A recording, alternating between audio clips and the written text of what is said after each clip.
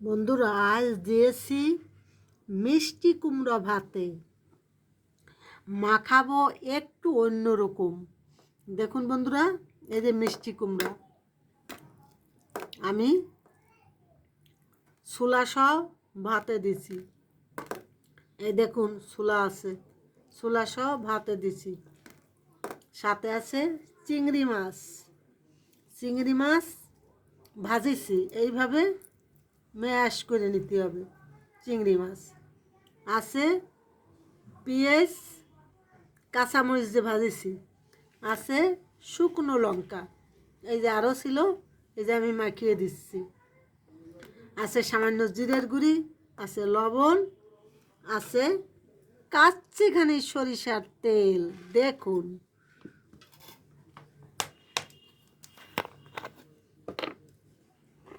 এই দেখুন কাচ্চিখানি সরিষার তেল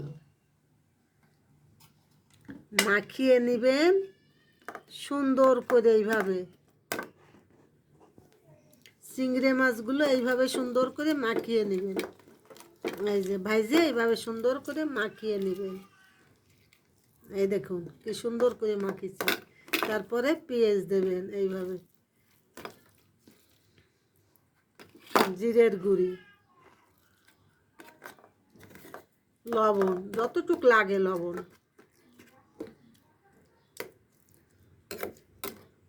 চিংড়ি মাছ ভাজে খুব মুসমুসে করে ভাজে নেবেন। গরম ভাতে খেয়ে নেবেন, দেখবেন কি সুন্দর লাগে টেস্ট। আমি একটু খেয়েই দেখি কেমন লাগছে। একটু লবণ দেবেন বন্ধুরা, অনেক ভালো লাগছে।